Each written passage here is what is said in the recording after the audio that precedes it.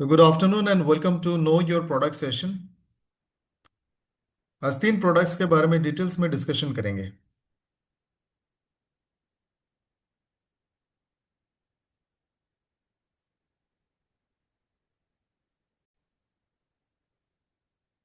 सबसे पहले जिस प्रोडक्ट के बारे में हम डिस्कस करने वाले हैं वो है लंग्स फ्यूल। ये अपग्रेडेड प्रोडक्ट है। इससे पहले लंग्स का जो प्रोडक्ट हम आपके लिए लेके आए थे उसमें कुछ इंग्रेडिएंट्स को ऐड ऑन किया गया है। सो पुराने लंग्स फ्यूल और लंग्स फ्यूल के मुकाबले इस लंग्स फ्यूल में बहुत सारे इंग्रेडिएंट्स अपडेटेड हैं, अपग्रेडेड हैं। और हर 6 महीने में, साल भर में हर प्रोडक्ट को हम लोग क्वालिटी वाइज, उसकी वैल्यू वाइज, उसकी टेक्नोलॉजी वाइज भी हो सकता है, प्रोडक्ट्स को हम अपग्रेड कराते हैं। और अपग्रेड कराने के पीछे का पर्पस ये है कि दुनिया में जो भी लेटेस्ट रिसर्च, कोई भी साइंस की बेहतरीन खोज, कोई डिस्कवरी, कोई इन्वेंशन होती है, खास करके मेडिकल साइंस में, न्यूट्रिशन में, उस नॉलेज का, उन मॉलिक्यूल्स का हम इस्तेमाल करते हैं जो क्लिनिकली प्रूवन है, ताकि अब तक सबसे बेहतरीन प्रोडक्ट पहुंचे और हमारे प्रोडक्ट भी लगातार बढ़ते रहें। ऐसा नहीं कि हमने 2 साल पहले बनाई थी वही प्रोडक्ट अब आज भी यूज करोगे, क्योंकि पिछले 2 साल में साइंस ने बहुत तरक्की की है, बहुत सारे मॉलिक्यूल्स को खोज निकाला। तो उन चीज़ों को हम आपके लिए अपडेट करके आपके प्रोडक्ट्स में डालते हैं ताकि आपको best of the best product और उसके रिजल्ट्स मिले। लंग्स फ्यूल नाम से ही पता चलता है कि लंग्स के लिए प्रोडक्ट्स हैं। इसके बॉटल में लिखा है lungs detoxification, respiratory health, anti inflammatory. So lungs fuel आज के टाइम में मुझे लगता है हमें से हर किसी के लिए एक बहुत जरूरी प्रोडक्ट है।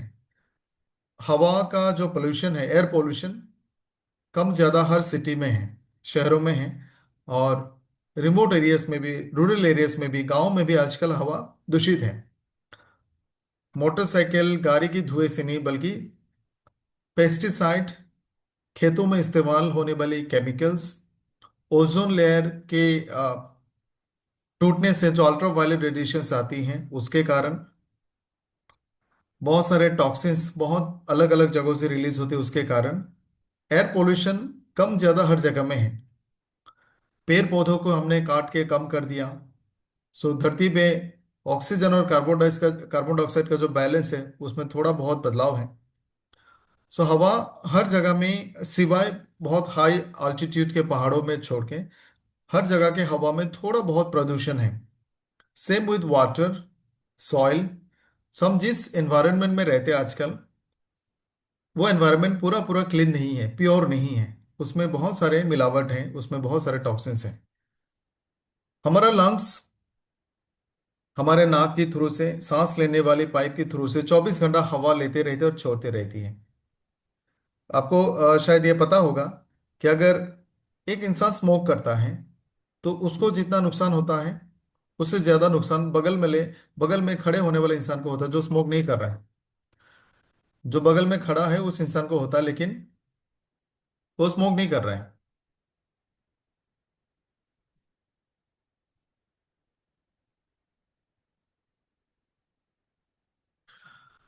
सो लंग्स को 24 आवर्स हवा अंदर लेना पड़ता है और उस हवा में से ऑक्सीजन को ब्लड तक पहुंचाना, ब्लड से कार्बन डाइऑक्साइड को लेके फिर हवा में छोड़ना, यह लंग्स का कॉन्टिन्यूअस काम है।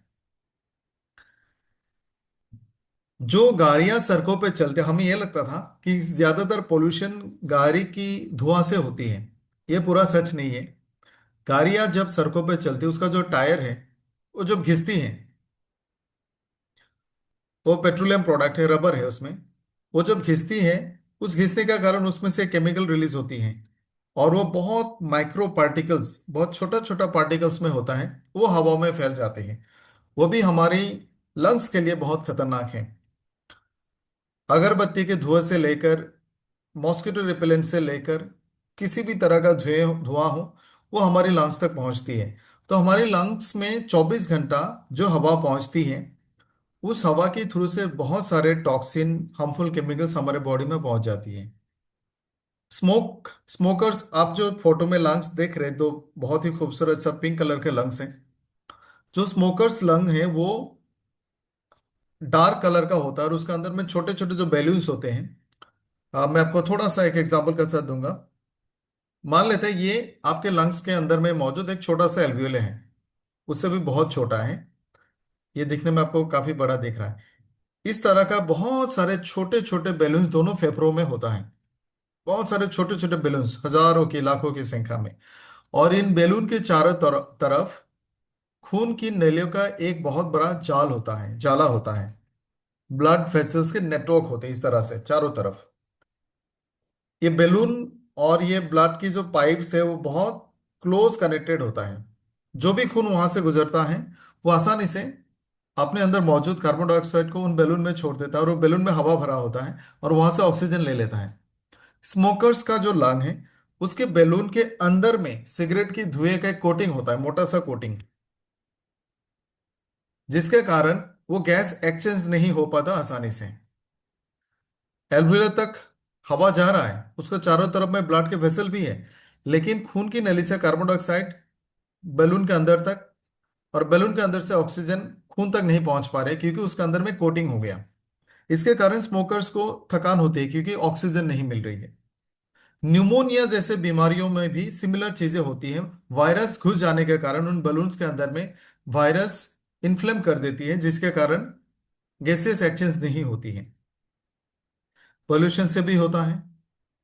बहुत सारे इंडस्ट्री में काम करने वाले लोग, जहाँ पे बहुत सारे धुएं और पार्टिकल्स होते हैं, जैसे खास करके एस्बेस्टस बनाने वाले जो कारखाना होता है, उन कारखाना सीमेंट के फैक्ट्रीज में बहुत सारे धुएं, बहुत सारे पार्टिकल, धूल सांस के अंदर में लंग्स तक पहुंच जाती है, और वो जो बैलून है उसको अंदर में कोटिंग कर देती है।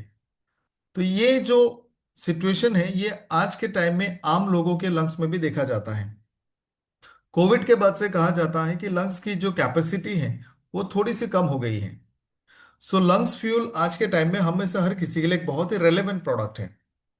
जो खास करके शहर में रहता हो, आपका हवा पानी अगर दूषित हो, आप स्मोक करते हैं, आपको कोई ना कोई बीमारी है, ऐसे में ये बहुत जरूरी प्रोडक्ट है। सो ये डिटॉक्सिफाई करने में मदद करेगा।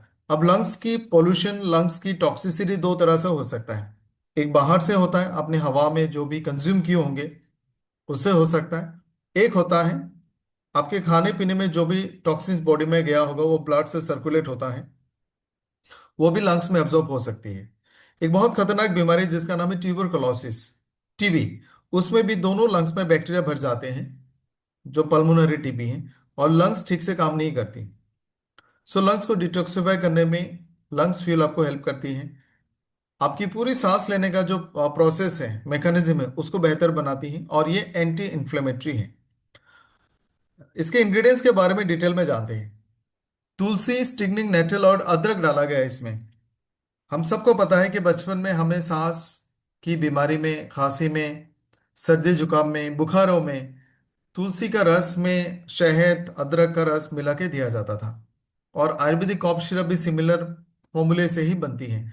बहुत सारे एलोपैथ के कॉफ सिरप में भी तुलसी डाला जाता है। तुलसी अपर रेस्पिरेटरी ट्रैक को क्लीन करता है, एंटी माइक्रोबियल भी है, एंटीऑक्सीडेंट भी है। सांस लेने का जो हमारा सिस्टम है, रेस्पिरेटरी सिस्टम, उसको अच्छा रखने में तुलसी बहुत हेल्प करता है। स्टिंगिंग नेटल और जिंजर, अदरक, ये तीन इंग्रेडिएंट हमारी रेस्पिरेटरी सिस्टम को हेल्दी रखता है, इन्फेक्शन, इन्फ्लेमेशन, इस तरह की चीजों से बचाता है। इसके साथ कुरकुमिन C3, ग्रीन टी और मुलैठी ऐड किया गया है। मुलैठी के बारे में आप सभी ने कहीं ना कहीं तो सुना होगा, पढ़ा होगा कि अगर आपका सोर थ्रॉट हो, सांस लेने में दिक्कत हो रही है, गले में दर्द है, तो मुलेठी आप ले सकते हैं। सो मुलेठी, ग्रीन टी, कुर्कुमिन C3, ये तीनों एंटी इन्फ्लेमेटरी और एंटी कैंसर, एंटीऑक्सीडेंट प्रॉपर्टीज देती हैं। ग्रीन टी में एंटी कैंसर प्रॉपर्टीज भी होती है। हमारा जो सांस लेने का मैकेनिज्म है ये बहुत कॉम्प्लेक्स है। इसमें एक दो चीज़ और है, मैं थोड़ा सा आपको ऐड ऑन करके बताना चाहूंगा। हमारे गले में एक छोटा सा दरवाजा है। दो दो दरवाजा है, और एक ही दो रास्ता है, एक ही दरवाजा है। आप मान लो कि गले में दो कमरे तक जाने के लिए रास्ता है, लेकिन दरवाजा एक ही है। वो दरवाजा अगर एक रास्ते को बंद करेगा तो दूसरा रास्ता खुल जाएगा, दूसरे रास्ते को बंद करेगा तो पहला रास्ता खुल जाएगा। इसको कहते हैं एपिग्लॉटिस। वो ढक्कन कभी कभी सांस लेने का पाइप को बंद करता है तो खाने वाला पाइप खुल जाता है, खाने के पाइप को बंद करेगा तो सांस लेने वाला पाइप खुल जाएगा। जब हम सॉलो करते हैं यानी आप कुछ निगलने की कोशिश कर रहे हो, वो एक ऐसा मैकेनिज्म है कि उस मैकेनिज्म में सांस लेने वाला पाइप बंद होना ही है। जो सांस लेने वाला पाइप है ट्रैकिया, वहां से आगे बढ़ के ब्रोंकस ब्रोंकियोलस, इस तरह से पूरा पाइप है। इस पाइप का छोटे छोटे बालों के जैसा स्ट्रक्चर है। कोई भी धूल मिट्टी पार्टिकल जब उस सांस लेने वाले पाइप से गुजरती होगी तो इन हेयर लाइक स्ट्रक्चर में, उन हेयर लाइक स्ट्रक्चर में इरिटेशन होता है। जैसे आपको जब स्नीजिंग होती है, छींके आते हैं, शायद आपको पता होगा, आप जब छींकते हैं 100 किलोमीटर पर आवर की रफ्तार से आपके लंग्स हवा को बाहर फेंकता है। हमारे नाक में जो हेयर्स होते हैं उसमें कोई धूल या पार्टिकल अगर आता है तो वो एक प्रोसेस केमिकल स्टिमुलेशन को शुरू करती हैं। यानी ये पार्टिकल लंग्स तक ना जाए उससे पहले ही ब्रेन को पता चलता है कुछ पार्टिकल घुस गया है, और छींकने की प्रोसेस को स्टार्ट करता है और वो पार्टिकल बाहर चला जाता है। सेम प्रोसेस ट्रेकिया में भी होता है। ट्रेकिया में एक और प्रोसेस होती है, जब कोई धूल मिट्टी पार्टिकल वहां पे पहुंच जाते हैं तो उसमें एक म्यूकस रिलीज होती है, जिससे खांसी में हमारे बलगम निकलती है। वही बलगम हमारी ट्रेकिया में होती है, ताकि वो पार्टिकल अंदर ना जाए बल्कि उस म्यूकस में फंसा रहे, और जब आप खांसोगे उसके साथ वो बाहर आएगा। इसी मैकेनिज्म के थ्रू से ही अस्थमा बीमारी होती है। कोई पार्टिकल आपके लंग्स में जाने वाले पाइप में चला जाता है तो उसमें म्यूकस रिलीज होती है, सांस लेने का पाइप थोड़ा सिकुड़ जाता है तो आवाजें आती हैं। सो कुर्क्यूमिन C3 ग्रीन टी मुलिची इस पूरे प्रोसेस को कम करता है। ये इन्फ्लेमेशन को कम करेगा और ब्रोंकस को थोड़ा सा डायलेट करेगा। मार्शमेलो और जिंजर, ये म्यूकस को, जैसे मैंने कहा पार्टिकल चला जाएगा उसमें म्यूकस रिलीज होती है, उसको थोड़ा सा आराम देगा और कम से कम म्यूकस रिलीज करके पार्टिकल को बाहर निकालने में मदद करेगा। आपकी रेस्पिरेटरी ट्रैक को थोड़ा सा शांत रखेगा, उसको ठंडा रखेगा। ठंडे का मतलब नॉट कूलिंग, बट इन्फ्लेमेशन नहीं होने देगा। तुलसी और ग्रीन टी इम्यून सिस्टम को अच्छा रखता है, इम्यून रिस्पॉन्सेस को बेटर करता है, ऑप्टिमाइज करता है, जिससे इन्फेक्शन इन्फ्लेमेशन कम हो जाते हैं। बायोपिरिन बाकी सारे मॉलिक्यूल्स का बायो अवेलेबिलिटी को बढ़ाती है। बायो अवेलेबिलिटी का मतलब है, से आपने तुलसी स्टिंगनिंग नेटल जिंजर ये सारा कुछ आपने लंग्स फिल के कैप्सूल से लिया है, और इन सब का मात्रा कैप्सूल में 200 ग्राम है, फॉर एग्जांपल 200 मिलीग्राम। अगर हमने इसमें बायोपिरिन नहीं डाला होता तो 200 मिलीग्राम में से हो सकता है 150 मिलीग्राम आपके ब्लड तक पहुंचे। बायोपिरिन लेने के कारण 200 में से 180 190 mg आपके ब्लड में पहुंच जाएंगे। यानी बाकी मॉलिक्यूल्स का प्रेजेंस ब्लड में बढ़ा देती है। इस प्रोडक्ट को हमने अपग्रेड किया मुलिन से, पुष्करमुल और वसाका से। अब थोड़ा सा साइंटिफिक स्टडीज जानते हैं कि मुलिन क्या करता है। कुछ शब्दों का हम यहाँ पे जिक्र करेंगे, there are some scientific words, आप लोग इसको याद रखना। पहला है ब्रोंकोडायलेशन। अब मान लो ये हमारा सांस का नली है, सांस लेने का ये पाइप है, ये इसका ओपनिंग है। जब कोई पार्टिकल हमारे सांस लेने के पाइप में घुस जाता है, जैसे पोलन फूलों में मिलने वाली, उसको पराग या रेणु बोलते हैं, वो सांस लेने के पाइप में घुस गया, धूल मिट्टी घुस गया, कॉकरोच अगर घर पे है तब भी हो सकता है। जब ये सारे पार्टिकल्स आपके सांस लेने के पाइप में चली जाती है तो वहां में इन्फ्लेमेशन होती है, क्योंकि बॉडी को पता चलता है ये फॉरेन पार्टिकल है। उस फॉरेन पार्टिकल पे आपका इम्यून सिस्टम हमला करता है। वहां पे आपके ट्रेकिया के म्यूकस रिलीज होंगे, जिससे आपके सांस लेने का जो पाइप है वो थोड़ा सा सिकुड़ जाएगा, छोटा हो जाएगा, जिससे सांस लेने में तकलीफ होगी। और आप जब सांस लोगे एक व्हीजिंग साउंड आएगा। इसको रिवर्स करने के लिए एक दवाई दी जाती है। आप सभी ने ये दवाई का नाम तो सुना ही होगा, एस्थलिन, लिवोलिन। उसके इनहेलर भी आती है, उसमें सल्ब्यूटामॉल सल्फेट होता है, वो ब्रोंकोडायलेटर है। वो सांस लेने के पाइप को थोड़ा रिलैक्स कर देगा। जब आपकी विंड पाइप में इन्फ्लेमेशन हो और वो सिकुड़ जाए, ऐसे में जब आप सांस लेते हो वो हवा से आपका सांस लेने का पाइप और इरिटेट होता है, तो ब्रोंकोडायलेटर उसको रिलैक्स करता है और इरिटेशन और खांसी दोनों कम होती है। सो मुलिन एक ब्रोंकोडायलेटर है, यानी जो सांस लेने का पाइप सिकुड़ गई है उसको थोड़ा सा डायलेट करेगा। साथ में ये म्यूकोलाइटिक है, ये म्यूकस को बाहर निकालने में मदद करेगा। जैसे खांसी में, एलर्जी में या फिर अस्थमा में आपकी ट्रकिया में बलगम जमा होता है, सो इस बलगम को बॉडी से बाहर निकालने में हेल्प करेगा। सो म्यूकोलाइटिक भी है, ब्रोंकोडायलेटर है। सो ये म्यूलिन का जो बेनिफिट है, ये अक्सर कॉफ सिरप में होती है और हम उसको खरीद के खाते हैं। सांस लेने का जो ट्रेकिया है, पाइप है, उसमें कोई भी इरिटेशन होता है जैसे ड्राई कॉफ में होता है, उसको भी कम करता है। ये एक एक्सपेक्टोरेंट है। और जितने भी मैं आपको इनका बेनिफिट्स बता रहा हूं, they are based on evidences. जैसे पहला बेनिफिट जो मैंने बताया, ब्रोंकोडायलेटर, ये फाइटोथेरेपी रिसर्च 2005 में यह पब्लिश हुआ था। ये जो ड्राई कॉफ में काम आता है, इरिटेशन को कम करती है, ये भी मुलिन फ्लावर के एक summary of the public reference article में आया था। साथ में एक्सपेक्टोरेंट है। खांसी की जो दवाई है, अलग अलग कैटेगरीज के बनते हैं। जैसे मैंने अभी कहा, एस्थलिन का नाम लिया, वो ब्रोंकोडायलेटर है।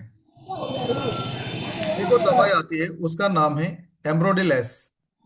उसमें जो मेडिसिन मिलती है उसका नाम है एम्ब्रोक्सिल हाइड्रोक्लोराइड।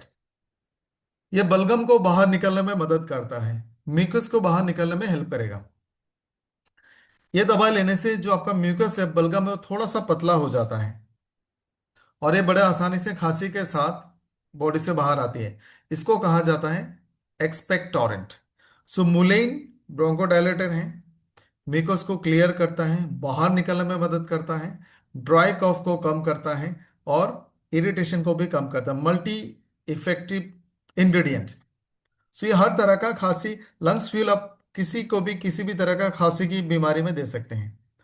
इसके साथ इसके एक्सट्रैक्ट का जो साइंटिफिक एविडेंस है, वो ये कहता है कि न्यूमोनिया बनाने वाली जो बैक्टीरिया है, जिस बैक्टीरिया से न्यूमोनिया की बीमारी होती है, स्ट्रेप्टोकोकस न्यूमोनिया, इस बैक्टीरिया की ग्रोथ को भी रोक देता है थोड़ा बहुत। एक बहुत बेनिफिशियल इफेक्ट है। वैसे आपको टीबी के बारे में इंफॉर्मेशन में देना चाहता हूँ। टीबी का जो बीमारी है, आज के टाइम में जो टीबी हमें होती है, उसको मल्टी ड्रग रेजिस्टेंट ट्यूबरकुलोसिस कहा जाता है, एमडीआर टीबी। यानी जितनी भी टीबी की दवाएं आज तक बनी है, उसमें से काफी सारी दवाएं अब इन बैक्टीरिया पे काम नहीं करती, क्योंकि लोगों ने सही तरह से इसको पूरा कोर्स कंप्लीट नहीं किया। आधा कोर्स कंप्लीट करते हैं तो वो जो बैक्टीरिया है, वो बैक्टीरिया अपने आप को इस तरह से अडॉप्ट करता है कि फिर वो आगे जाके इस दवाई से नहीं मरेगी। सो इसी को ड्रग रेजिस्टेंट या फिर मल्टी ड्रग रेजिस्टेंट टीबी कहा जाता है। सो ये इस तरह का जो टीबी का बैक्टीरिया है, drug resistant bacteria, Streptococcus pneumonia, उसमें भी मुलेन के एक्स्ट्रा काम करता है और इस बैक्टीरिया की ग्रोथ एंड प्रोलिफरेशन को वो थोड़ा सा कंट्रोल करता है। तो जिनका भी डॉट्स का ट्रीटमेंट चल रहा है, आप लोगों से गुजारिश है, आप उनको लंग्स फ्यूल जरूर दें। इसमें एक और चीज हमने ऐड किया, उसका नाम है पुष्कर मोल। ये एस्थमा के जितने भी सिम्टम्स होते हैं, जैसे सांस लेने का जो रफ्तार है वो तेज हो जाना, सांस लेने में तकलीफ होना, व्हीजिंग साउंड आना, रेस्पिरेटरी का स्पीड बढ़ जाना, शॉर्ट ब्रीथ होना, ये सारे सिम्टम्स को कम करेगा। इसके साथ ये एंटी हिस्टामिनिक है। ये वर्ड भी थोड़ा सा एक्सप्लेन करना होगा। हमारे बॉडी के हर जगह में एक खास तरह का सेल पाई जाती है जिसका नाम है मास्ट सेल। आप ये मान सकते हैं कि ये mast cell specially immune response के लिए बनाई गई है। आपके बॉडी के किसी भी हिस्से में अगर चोट लगती है या फिर कोई इन्फ्लेमेशन, कोई इस तरह का केमिकल पार्टिकल वहां पे पहुंच जाती है, किसी भी तरह का डैमेज होती है, तो ये मास्ट सेल अपने अंदर से केमिकल रिलीज करती है। आप उसको हिस्टामाइन कह सकते हैं। एक तरह का केमिकल रिलीज करती है और इस केमिकल से वहां में इन्फ्लेमेशन शुरू होती है। ये हिस्टामिन अलग अलग तरह का होती है। कुछ हिस्टामिन होती हैं जो आपको पेट में एसिड प्रोडक्शन का काम करता है। कुछ हिस्टामिन ऐसी होती है जो अगर रिलीज हो गया, उस जगह को लाल कर देगा, वो हमें स्वेलिंग होगा, वो गर्म होगा, वो हमें पेन भी हो सकता है। सो एस्थमा में, सांस लेने की पाइप में इस तरह का हिस्टामिन के कारण आपको इन्फ्लेमेशन होती है, सांस लेने में तकलीफ होती है। सो पुष्कर मूल इस हिस्टामिन की प्रोडक्शन को थोड़ा सा रोक देता है, इसलिए इसको एंटी हिस्टामिनिक कहा जाता है। आप जो सेट्रिजिन का टेबलेट लेते हैं, वो इसी मैकेनिज्म से काम करता है। एसिलॉक का टेबलेट आप लेते हैं, रेनिटिडिन, वो पेट में हिस्टामिन की प्रोडक्शन को रोक के एसिड की प्रोडक्शन को रोक देती है। सो पुष्कर मूल एक बहुत ही इफेक्टिव एंटी एस्मेटिक मेडिसिन जैसा काम करेगा। ये मास्ट सेल को स्टेबलाइज करेगा, इसको हिस्टामिन रिलीज करने नहीं देगा, और आपको इन्फ्लेमेशन को कम कर देगा। इसके अलावा ये ब्रोंकोडायलेशन का काम भी करता है। सो पुष्कर मूल का डायरेक्ट बेनिफिट एस्थमेटिक पेशेंट को मिलेगा, हिस्टामिन रिलीज बंद हो जाएगा और ब्रोंकोडायलेशन। इसके साथ इसमें वसा का भी डाला गया है। वसा का एंटीटशिव है, यानी खांसी का जो फीलिंग्स होती है उसको बंद कर देगा। बहुत बार आपको ऐसा भी खांसी होता है कि आप इसको रोक नहीं सकते हैं, ये चलते जाता है चलते जाता है, 1 मिनट 1.5 मिनट तक होता है, 2 मिनट तक भी हो सकता है। सो खांसी को रोक देगा, इसलिए इसको एंटीटसिव कहा जाता है। इसके साथ साथ ये थोड़ा बहुत ब्रोंकोडायलेशन का काम भी करेगा। एक और कॉफ सिरप आता है जिसका नाम है ब्रोमोहेक्सिन, वो खांसी को रोक देता है, खांसी होने नहीं देता। सो वसा का उसके जैसा ही काम करता है। वसा का हो, मुलेन हो, पुष्कर मूल हो, ये सारे प्लांट एक्सट्रैक्ट्स हैं और बहुत वाइडली आयुर्वेदिक मेडिसिन में कॉफ सिरप में यूज होती हैं। वसाका में दो मेडिसिन या फिर दो एल्कलॉइड मिलती है जिसका नाम है वेसिसिन एंड वेसिसिनॉन। ये ब्रोंकोडायलेशन का काम करता है, ये एंटीटसिव और एक्सपेक्टोरेंट है। यानी आपको तीनों न्यू अपग्रेडेड मॉलिक्यूल से आपको बहुत अलग अलग तरह का एंटी कॉफ एंटी एस्मेटिक बेनिफिट्स मिलेंगे। इसका डोजेस है 1 से 2 कैप्सूल, दिन में 2 बार या 3 बार आप ले सकते हैं।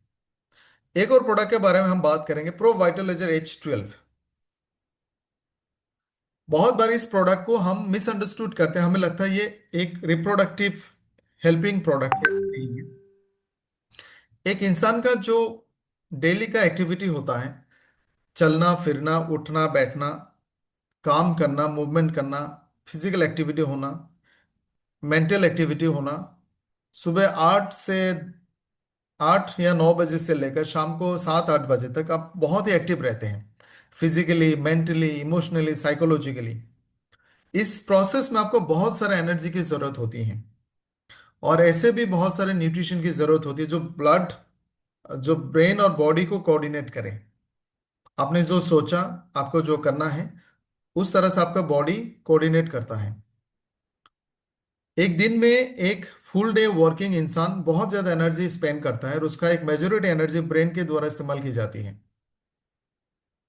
आप देखोगे, आप 30 के बाद ये एनर्जी आपका धीरे धीरे कम होने लगती है।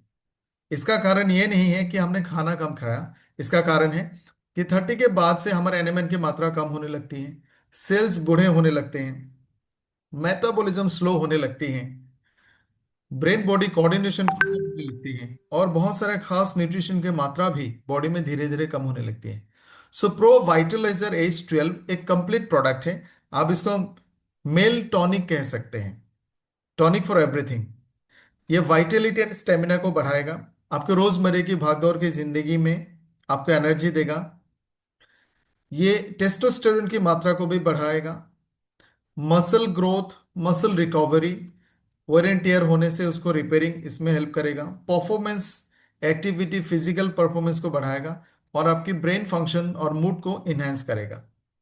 सो प्रो वाइटलाइजर H12 सिर्फ एक मेल रिप्रोडक्टिव प्रोडक्ट नहीं है, इससे कंप्लीट मेल टॉनिक। इसका मतलब ये नहीं कि फीमेल्स गलती से भी इसको नहीं खा सकते, खा सकते हैं। सिर्फ उनमें टेस्टोस्टेरोन की मात्रा नहीं बढ़ सकती, बाकी उनको फिजिकल मेंटल बेनिफिट जरूर मिलेंगे, लेकिन उनके लिए हमने अलग से स्पेशल प्रोडक्ट बनाए हैं। प्रो वाइटलाइजर H12 में हमने कोर्डिसिव्स डाले हैं, अश्वगंधा, शिलाजित, योहिम्बे। ये वही कोर्डिसिव है जो हमने कोर्डिसिव कोर्डिसिव कॉफी में भी डाला है। एक खास तरह का मशरूम है जो सदियों से इस्तेमाल होती आ रही है, ट्रेडिशनली लोगों ने इसको खाने में रखा, और इससे लोगों के ऑक्सीजन की मात्रा, स्टेमिना, एनर्जी, बॉडी की फंक्शनैलिटी, एंटी एजिंग प्रॉपर्टीज पाया गया है। सो कोर्डिसेव, अश्वगंधा, शिलाजित, योहिम्बे, ये ब्रेन बॉडी की कोऑर्डिनेशन, बॉडी की ग्रोथ, ओर एंड टियर को रिपेयर करना, मसल मास को बढ़ाना, muscle growth and recovery, physical stamina, activity के लिए आपको एनर्जी देना, ये सारा फंक्शन को बढ़ाती हैं। सेकेंड कैटेगरी हॉर्नी गोट वीट, शतावरी यहिम्बे, ये तीनों प्रोडक्ट सेक्सुअल हेल्थ को बढ़ाता है, लिविडो और परफॉर्मेंस को बढ़ाती हैं। पाइन बार्क एक्सट्रैक्ट ये सर्कुलेटरी सिस्टम को इन्हांस करती हैं, बॉडी में ब्लड सर्कुलेशन बढ़ जाएगी, जिससे आपका ब्रेन, आपकी बॉडी, आपके सारे ऑर्गन्स ज्यादा अच्छा काम करेगा। शतावरी और अश्वगंधा हार्मोन को बैलेंस करेगा। अश्वगंधा ब्रेन और बॉडी का कोऑर्डिनेशन, मसल की growth and development, over and tear का रिपेयर करना। उसके साथ में अगर आपकी मसल मास कमजोर हो गया है, मसल कम हो गया है, उसको बिल्ड होने में मदद करना।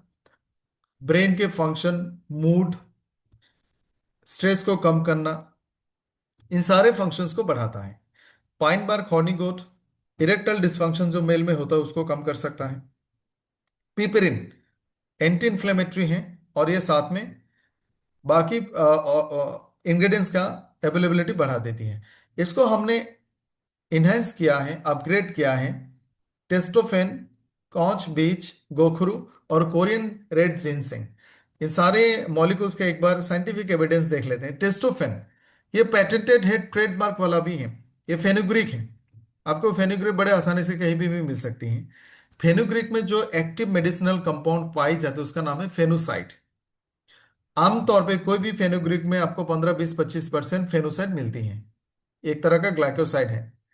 लेकिन हमने सिर्फ एक पर्टिकुलर फार्म के द्वारा बनाया हुआ फेनुग्रीक लेते हैं, और उन्होंने इसका नाम रखा टेस्टोफेन, क्योंकि जब तक वहां में फेनुसाइड की मात्रा 50% नहीं होगा तब तक वो अपने स्टैंडर्ड के हिसाब से इसको प्रमोट नहीं करते। लाइक अश्वगंधा जहां पे उथिनोलाइट 5% होता है, सो टेस्टोफेन में भी फिनोसाइड की मात्रा मिनिमम 50% होता है। इससे कम में वो लोग इसको मार्केट नहीं करते। यानी मार्केट के कंपैरिजन में आपका टेस्टोफेन में फेनोसाइड की मात्रा कम से कम 5-6 गुना ज्यादा होती है, इसलिए इसका बेनिफिट भी आपको ज्यादा मिलेंगे। सो टेस्टोफेन में मिलने वाली फेनोसाइड टेस्टोस्टेरोन की मात्रा को बढ़ाएगा, मसल स्ट्रेंथ को बढ़ाएगा और सेक्सुअल फंक्शन को बढ़ाएगा। टेस्टोफेन का एक और साइंटिफिक एविडेंस कहते हैं, ये 2020 में पब्लिश हुआ था, एक्सरसाइज परफॉर्मेंस को बढ़ा देती है। एक्सरसाइज परफॉर्मेंस का मतलब है सरल भाषा में से, आप नॉर्मल सिचुएशन में सुबह उठ के एक्सरसाइज करते हैं और आप 1 घंटा एक्सरसाइज आराम से कर पाते हैं, फिर आप थक जाते हैं। टेस्टोफेन के माध्यम से अगर आपने इसको सही तरह से इस्तेमाल किया है, सो 1 घंटे के एक्सरसाइज के जगह पर आप देर से ज्यादा घंटा एक्सरसाइज कर लोगे, फिर भी आप थकोगे नहीं। टेस्टोफेन की एक और स्टडी कहती है कि हमने काफी ये 600 mg करके पर पर्सन दिया गया था पर डे। 8 हफ्ते का ये पता चला कि उनकी बॉडी में मसल की मात्रा बढ़ गई, फैट की मात्रा कम हो गई। एक और स्टडी कहती है, वो 12 हफ्ता का स्टडी था, ये 2016 का स्टडी है, कि फेनोसाइड की या फिर टेस्टोफेन के इस्तेमाल से उनके बॉडी में टोटल और फ्री टेस्टोस्टेरोन की मात्रा कंपैरेटिवली बहुत बढ़ गया है। फीमेल्स में एक एज आता है, स्टेज आता है जिसको हम कहते हैं मेनोपोज, यानी उनकी रिप्रोडक्टिव कैपेसिटी और फंक्शन कम हो गया या फिर खत्म हो गया। मेल में भी इस तरह का एक सिचुएशन आती है, हालांकि उनका रिप्रोडक्शन कैपेसिटी फुल्ली खत्म नहीं होता है, लेकिन वो कम हो जाती है। इसको कहते हैं एजिंग मेल सिम्टम्स, AMS। टेस्टोफेन से फॉर एग्जांपल इसका रेटिंग है, किस एज में आपकी AMS स्कोर कितना है। ये बढ़ रहा है तो आप बूढ़े हो रहे हो, ये कम हो रहा है यानी आप अभी भी जवान हैं। तो टेस्टोफेन की मात्रा से AMS के स्कोर को कम होते हुए देखा गया, यानी आप धीरे धीरे जवान हो रहे हो, आपके रिप्रोडक्टिव फंक्शंस धीरे धीरे इंप्रूव हो रही है, या फिर वो आप बुढ़ापे की तरफ नहीं जा रहे हो। एक और स्टडी में यह देखा गया है कि टेस्टोफेन से सेक्सुअल फंक्शन, चाहे अलग अलग तरीके से इसको टेस्ट किया जाता है, हर तरह से इनका सेक्सुअल फंक्शन को हमने बेहतर होते हुए देखा है। एक और इंग्रेडिएंट जो हमने इसमें अपग्रेड किया वो है गोखरू। गोखरू को आयुर्वेदिक साइंस में बहुत सालों से एज ए रिप्रोडक्टिव टॉनिक का इस्तेमाल, रिप्रोडक्टिव मेडिसिन के हिसाब से इस्तेमाल की जा रही है। इसको एफ्रोडाइसिएक कहा जाता है, एफ्रोडाइसिएक। एफ्रोडाइसिएक का मतलब है वो सारे फॉर्मुलेशन या फिर मॉलिक्यूल्स या फिर प्लांट एक्सट्रैक्ट, जिससे रिप्रोडक्टिव फंक्शंस बेहतर होती हैं। सो गोखरू को हमने जब पढ़ा था, हम अपने बुक्स में एफ्रोडाइसियक के हिसाब से पढ़ा था। सो ये बहुत सालों से इस्तेमाल होने वाले एक प्रूवन मॉलिक्यूल है। और इरेक्टाइल डिस्फंक्शन, यूरिनरी ट्रैक का कोई भी सिम्टम्स हो उसको ठीक करना, इरेक्टाइल डिस्फंक्शन को ठीक करना, ये प्रूवन इसके सिम्टम्स है। रिप्रोडक्टिव फंक्शन, वाइटलिटी, विगर को बढ़ते हुए हमने देखा है। यहाँ तक ये सीमेन की क्वालिटी को भी बढ़ाती है। सो ये सेक्सुअल फंक्शन को इनहेंस करती है, एजिंग मेल सिम्टम्स को कम करती है। इसके अलावा कुछ टेस्ट में, कुछ स्टडीज में देखा गया है कि इरेक्टाइल डिस्फंक्शन को इंप्रूव होते हुए देखा गया है। एक कैटेगरी ऑफ पॉपुलेशन को गोखरू नहीं दिया गया, दूसरे कैटेगरी को गोखरू दिया गया। दोनों में इरेक्टाइल डिस्फंक्शन थे। तो जिनको गोखरू दिया गया उनकी कंडीशन सुधार हुई, उनके कंडीशन में सुधार हुई। एक और स्टडी में देखा गया है, यह उच्च नंबर से इन्होंने पब्लिश किया, वहां में भी इरेक्टाइल फंक्शन को बेहतर हुए होते हुए हमने देखा है। एक और इंग्रेडिएंट जो इस अपडेटेड फॉर्मुलेशन में हुआ है, कॉच बीज। ये बहुत अच्छा एंटीऑक्सीडेंट है। ये स्ट्रेस को कम करता है और सीमेन की क्वालिटी को बढ़ाती है। रेड जिनसेंग एक बहुत ही अनोखा फॉर्मुलेशन है, इसको भी किंग ऑफ हर्ब्स कहा जाता है। ये मेल में किसी भी तरह का रिप्रोडक्टिव फंक्शन जिनका कम है, जिनकी टेस्टोस्टेरोन की मात्रा कम है, उनमें सुधार देखा गया है। खास करके ऐसे मेल, ऐसे पुरुष जिनका वजन ज्यादा है और उनमें कोई ना कोई मेटाबॉलिक डिसऑर्डर है, डायबिटीज हो सकता है, हार्मोनल इम्बैलेंस हो सकती है। ऐसे लोगों में हमने टेस्टोस्टेरोन की क्वांटिटी को बढ़ता हुआ देखा गया है। सो प्रो वाइटलाइजर H12 सिर्फ रिप्रोडक्टिव टॉनिक नहीं, इसे कंप्लीट मेल टॉनिक। 25 साल से हम में से हर कोई ले सकता है। और 1 से 2 कैप्सूल दिन में 2-3 बार आप ले सकते हैं, depending on your severity of the symptoms और depending on your body age. So ये दो प्रोडक्ट्स को हमने यहाँ पर डिस्कस किया। एक और प्रोडक्ट हम बात करेंगे अभी, वो है मेरिन कोलाजन। मेरिन कोलाजन के बारे में आप लोगों को थोड़ा बहुत आइडिया अभी तक हो चुका है, क्योंकि हमने इसके बारे में काफी सारी ट्रेनिंग्स इससे पहले भी की है। मेरिन कोलाजन एक नॉन वेजिटेरियन प्रोडक्ट है और इसको फिश की स्किन से बनाई जाती है। बट मेरा मानना है, जब भी हम कोई मेडिसिन सप्लीमेंट की बात करते हैं, उसको सिर्फ मेडिसिन के नज़र से देखें, उसको वेज नॉन वेज के नज़र से ना देखें। क्योंकि अगर आप वेजिटेरियन नॉन वेजिटेरियन ढूंढेंगे तो दुनिया में कोई भी मेडिसिन वेजिटेरियन नहीं हो सकता, सब कुछ नॉन वेजिटेरियन है। एक टैबलेट कैप्सूल बनाने में 15-20 चीज़ों का इस्तेमाल होती है, उसमें से नॉन वेजिटेरियन बहुत कुछ होता है। But this is only a medicine, इसको दवाई की नज़र से देखें। मेरिन कोलाजन बहुत इंपॉर्टेंट प्रोडक्ट है और इसके इस्तेमाल लोगों ने, सेकेंड, इस पर्टिकुलरली इस प्रोडक्ट की मैं बात नहीं कर रहा हूँ। मेरिन कोलाजन का मतलब है फिश का जो स्किन है, ये सेकेंड वर्ल्ड वॉर से इस्तेमाल हो रही है। सेकेंड वर्ल्ड वॉर में या फिर उस टाइम से जहां में भी जंग होते थे, लड़ाई होती थी, जहां में हमारे सिपाही इंज्योर होते थे पूरे वर्ल्ड में, उनकी स्किन डैमेज होती थी, उनके इलाज के लिए उनको दवाई दी जाती थी। लेकिन जो स्किन डैमेज हुआ है उसको रिकवर करने के लिए हमारे पास बहुत सारे ऑप्शंस नहीं थे। आप स्किन ग्राफ्टिंग नहीं कर सकते, एक जगह का स्किन डैमेज हो गया, आप दूसरी जगह से थोड़ा स्किन ले सकते हैं लेकिन बहुत सारा नहीं ले सकते। ऐसे में बहुत रिसर्च के बाद पता चला, एक फिश थी तब, अभी भी है, उसका नाम है टिलापिया। उस फिश फिश का स्किन को एक्सट्रैक्ट करके, स्टेराइल करके जख्मों में डाल के बैंडेज किया जाता था और देखा गया बहुत क्विक रिकवरी होती थी, जस्ट लाइक स्किन ग्राफ्टिंग। यानी ये जो फिश का स्किन था, ये ह्यूमन स्किन के साथ बहुत ज्यादा रिजेंबल करता है। कोलेजन 3 तरह का होता है, टाइप 1, टाइप 2, टाइप 3। जो कोलेजन हम यहाँ पे डिस्कस करें, टाइप 1 के साथ सबसे ज्यादा रिजेंबल करता है, जो हमारे बॉडी में 85% होता है हमारे स्किन में। सो फिश का जो स्किन है वो ह्यूमन स्किन के साथ बहुत ज्यादा रिजेंबल करता है, उसका स्ट्रक्चर में, उसके प्रोटीन स्ट्रक्चर में, उसकी बायो सिमिलरिटी के हिसाब से। सो ह्यूमन स्किन के साथ इसका बहुत ज्यादा सिमिलरिटी है। और तभी से मेरिन कोलाजन का कॉन्सेप्ट आया, फिश का स्किन का इस्तेमाल सर्जरी में आया और लार्ज स्केल में इसको कॉस्मेटिक्स में भी लाया गया। थोड़ा सा ह्यूमन स्किन का स्ट्रक्चर देखेंगे तो आप समझ जाओगे, स्किन का स्ट्रक्चर है, सबसे ऊपर में जो लेयर आपको थोड़ा सा ब्राउन कलर का दिख रहा है वो है एपिडर्मिस। वहां में तीन लेयर आपको दिखेगा, stratum corneum, stratum लुसिडियम, stratum granulosum. सबसे ऊपर वाला जो चॉकलेट कलर का ब्राउन कलर का है वो स्ट्रेटम कॉर्नियम है। मिडिल में लाइट पर्पल कलर का है, ये लुसिडियम है। और नीचे में थोड़ा सा डार्क पर्पल है, वो ग्रेनुलोसम है। और स्पिनोसम। ये तीनों लेयर मिलके एपिडर्मिस होता है। ये कवरिंग का काम करता है। इसमें डेड स्किन भी होता है। मिडिल में एक बहुत बड़ा लेयर आता है जिसका नाम है डर्मिस। एपिडर्मिस, उसके बाद डर्मिस, उसके एकदम नीचे आएगा हाइपोडर्मिस। डर्मिस लेयर बहुत इंपॉर्टेंट है। यहाँ में सारे फंक्शंस होते हैं। सारे ब्लड सप्लाई यहाँ पे होती है। खून सेकंड लेयर में आती है। नर्व की सेंसेशन सेकंड लेयर से शुरू होती है, वहां में नर्व सप्लाई होती है। हेयर के रूट्स भी वहां पे होती हैं। जो हमारे ऑयल के ग्लैंड्स होते हैं, सीबम होते हैं, उसका ग्लैंड भी यहीं से शुरू होती है। So, ये फुल्ली फंक्शनल लेयर है। और इसमें स्किन का एक इंपॉर्टेंट स्ट्रक्चर जिसको हम लोग मैट्रिक्स बोलते हैं, वो भी यहाँ पे मौजूद होता है। वहाँ पे कोलाजन, इलास्टिन और हाइलुरोनिक एसिड भी होती है।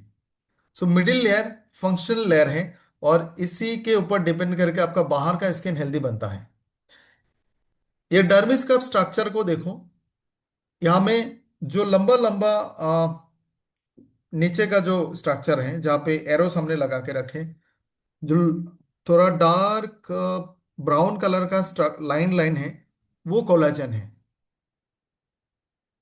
दो कोलाजन को आपस में बांध के रखता है इलास्टिन। और यहाँ पे आपको हाइलुरोनिक एसिड भी मिलेंगे। और यहाँ में खास तरह का सेल मिलेगा जिसका नाम है फाइब्रोब्लास्ट। और ये इस मैट्रिक्स को कनेक्ट करके रखता है, एक के साथ एक जुड़ा रहता है।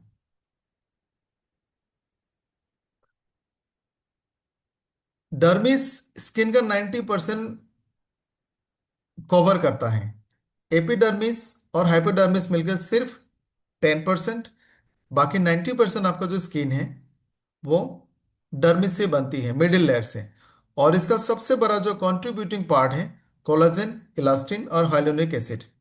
कोलाजन एक प्रोटीन है जो हमारे स्किन को शेप देती है, उसको फॉर्मिंग देती है। मान लो ये स्किन का बेस है, फाउंडेशन है, ये सीमेंट है। जो डर्मिस है वो सीमेंट है, और उसके ऊपर में स्किन रहता है। सो डर्मिस में मौजूद कोलाजन अगर कम हो जाएगा, जो अक्सर 50-60 साल की उम्र में दिखने लगती है, तो वो नीचे का सीमेंट कम हो गया तो स्किन ऊपर से ढीला हो जाता है, नीचे की तरफ चला जाता है, जिसको हम रिंकल्स बोलते हैं। सो कोलाजन स्किन को स्ट्रांग बनाती है, स्किन को शेप देती है, इसको टाइट रखता है।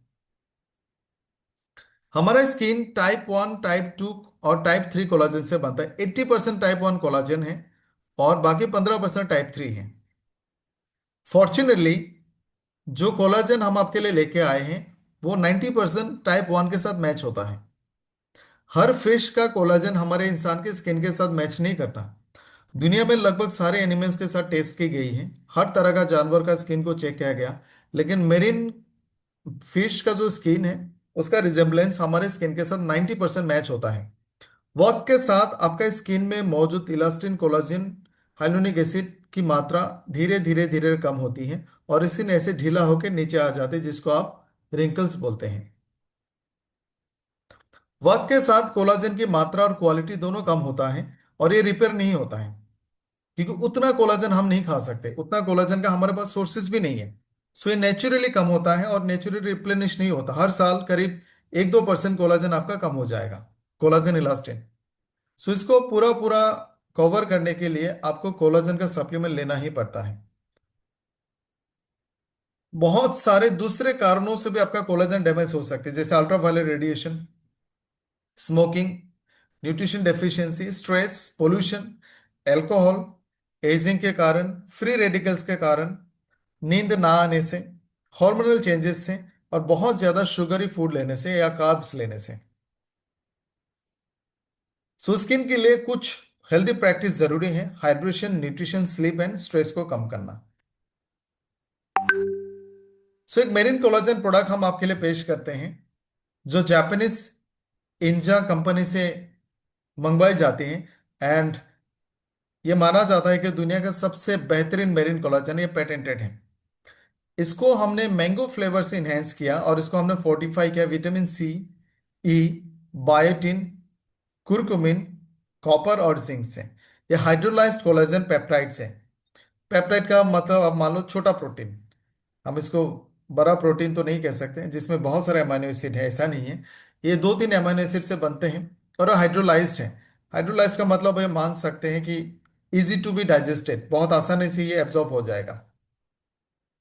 दुनिया का सबसे अच्छा कोलाजन जापान का इंजा ही बनाती है और इसको best of the collagen in the world माना जाता है। इसके बेनिफिट, इसकी क्वालिटी, इसकी बायो अवेलेबिलिटी, इसकी क्वालिटी कंट्रोल सब कुछ बेहतर है। ये जो मेरिन कोलाजन है इसकी कुछ खासियत है। पहला है सस्टेनेबल। इसको इस तरह से बनाया जाता है ताकि एनवायरनमेंट को नुकसान ना हो। जितना कोलाजन एक्सट्रैक्ट किया जाता है उतना ही फिश को दोबारा प्रोड्यूस किया जाता है। इसकी जो पेप्टाइड की क्वालिटी है, ये बहुत हाई क्वालिटी पेप्टाइड है और ये बहुत आसानी से आपके बॉडी में एब्जॉर्ब होती है। इसमें टाइप 1 और टाइप 3 कोलाजन डाला गया है। जो 80% कोलाजन टाइप 1 है और 15% टाइप 3। हाइड्रोलाइज्ड है, easy to digest and absorb. Genetically modified यानी हाइब्रिड फिश का इस्तेमाल हमने नहीं किया है। ये मेडिकल ग्रेड के हिसाब से इसको डिजाइन किया गया है। बायो अवेलेबिलिटी बहुत अच्छा है इसका। साइंटिफिक एविडेंसेस रिसर्च बेस्ड है और इसका क्वालिटी भी बेहतरीन है। स्टडीज कहती है 2008 में एक स्टडी हुआ था टोक्यो में, जापान में, 33 फीमेल्स में जिनका उम्र 40 से 59 तक था। 40 to 59 की एज ग्रुप थी उनकी। उन्होंने रोजाना 2 महीनों तक कोलाजन लिया। यही कोलाजन उनका हाइड्रोलाइज्ड। रोजाना 2 महीनों तक उन्होंने कोलाजन लिया और ये देखा गया उनकी स्किन का जो हाइड्रेशन है, रेजिलियंस है, आप ये कह सकते हो स्किन का जो क्वालिटी है, उसमें 91% इंप्रूवमेंट था। एजिंग उनका कम हो गया, रिंकल्स कम हो गए, स्किन स्मूथ हुआ, स्किन में एक शाइन और ग्लो आया। ये सारी स्टडी सजेस्ट करती हैं कि स्किन की जो मॉइस्चर है, उसकी जो इलास्टिसिटी है, उसकी जो हाइड्रेशन है, वो कोलाजन से बेहतर होती है। इसको हमने फोर्टिफाई किया विटामिन ई से जो एंटीऑक्सीडेंट है और ये कोलाजन के प्रोडक्शन को बढ़ाती है। विटामिन सी और विटामिन ई कोलाजन के प्रोडक्शन को बढ़ाती हैं। ये सनलाइट से होने वाले डैमेज को प्रोटेक्ट करता है, डैमेजेस को रोकेगा, आपकी स्किन को हाइड्रेट और मॉइस्चराइज करता है, रिंकल्स को और फाइन लाइंस को कम करता है, इलास्टिसिटी को बढ़ाता है, स्किन की बैरियर कैपेसिटी को बढ़ाता है और इन्फ्लेमेशन को कम करेगा। विटामिन सी अगेन कोलाजन के प्रोडक्शन को बढ़ाता है, स्किन की टोन और ब्राइटनेस को बढ़ाता है, एंटीऑक्सीडेंट है, प्लम्पीनेस को कम करेगा, हाइड्रेटेड रखेगा, फाइन लाइंस और रिंकल्स को कम करता है, स्किन की टेक्सचर क्वालिटी को बेटर बनाती है, दाग धब्बे और पिगमेंटेशन को कम करता है और सनलाइट से होने वाले डैमेज को रोकेगा। कॉपर भी एंटीऑक्सीडेंट है, ये भी कोलाजन के प्रोडक्शन को बढ़ाती है, एंटी माइक्रोबियल है। आप लोगों को पता होगा बचपन में हम लोग कॉपर के बर्तन में खाना खाते थे। इसको कांस का बर्तन कहता था, शायद कांस का बर्तन, क्योंकि कॉपर एंटी माइक्रोबियल है। कॉपर में आप खाना रखो वो वो प्रिजर्वेटिव की तरह काम करता है, उसमें बैक्टीरिया ग्रो नहीं हो सकती। सो कॉपर एंटी माइक्रोबियल प्रॉपर्टी देती है, इसको हमने कोलाजन में डाला है। स्किन की टोन को बेटर बनाएगा, एक व्हाइटनेस देगा, फाइन लाइंस और रिंकल्स को कम करेगा, इलास्टिसिटी को बढ़ाता है और एनवायरमेंटल से होने वाले स्ट्रेसेस को कम करेगा। जिंक एक्ने पिंपल्स को रोकता है, स्किन को हाइड्रेटेड रखता है, ये एंटी एजिंग है। स्किन की इरिटेशन को कम करेगा, स्किन की इलास्टिसिटी यानी टाइटनेस को बढ़ाएगा। टाइटनेस का मतलब है आप इसको खींचोगे तो तुरंत वापस जाएगा, वो ढीला लूज नहीं रहेगा, स्किन टाइट रहेगा। इन्फ्लेमेशन को कम करेगा, सनलाइट से होने वाले डैमेज को कम करता है, दाग धब्बे को कम करता है।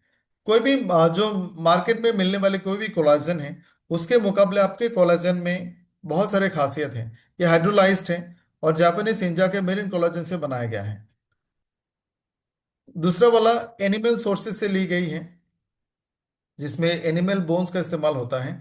उसका बायो अवेलेबिलिटी और इसके ह्यूमन स्किन के साथ जो मैचिंग है तो मेरिन के जितना 90% तक नहीं है। ये पेटेंटेड इंजा से लिया गया है जिसके क्वालिटी, उसका फीचर्स, उसका बेनिफिट बेहतरीन है। नॉर्मल कोलेजन इतना एफिशिएंट नहीं है। इसका बायो अवेलेबिलिटी 1.5 गुना ज्यादा होगा, इसका रेट ऑफ एब्जॉर्प्शन 1.5 गुना ज्यादा है। नॉर्मली जो मार्केट में मिलती है उसका लो एब्जॉर्प्शन है। हमने इसको फोर्टिफाई किया vitamin C, E, copper and zinc और बायोटिन से। मार्केट में आपको मैक्सिमम विटामिन सी के साथ ही फोर्टिफाइड मिलेंगे। इसमें हमने कुरकुमिन भी ऐड किया है, मार्केट में आपको नहीं मिलेगा। इसमें नो शुगर, मार्केट वाला आपको शुगर मिलेगा। इसमें आर्टिफिशियल कलर फ्लेवर नहीं डाला गया है, लेकिन मार्केट वाला में आपको ये भी मिलता है। आप मेरिन कोलाजन को इसी तरह का अलग अलग स्मूदी बना के ले सकते हैं। Collagen, pineapple, frozen, frozen mango, frozen banana, coconut milk, chia seeds के साथ इस तरह से अलग अलग ब्लेंड में आप ले सकते हैं एज यू विश। और इसका बेस्ट कॉम्बिनेशन माना जाता है एसबीटीसी के साथ। आप इसके साथ क्वाटसी के प्रोडक्ट रेंज यूज करें, एक लिवर का टॉनिक यूज करें, एलोवेरा, एबीबीटी जूस, एलो जेल, इन सारे प्रोडक्ट्स का इसके साथ बेहतरीन इस्तेमाल कर सकते हैं। So this is all about some products जो आज हमने डिस्कस किए हैं। सबसे पहले हमने डिस्कस किया lungs fuel, then pro vitalizer H12 and marine collagen. Thank you so much.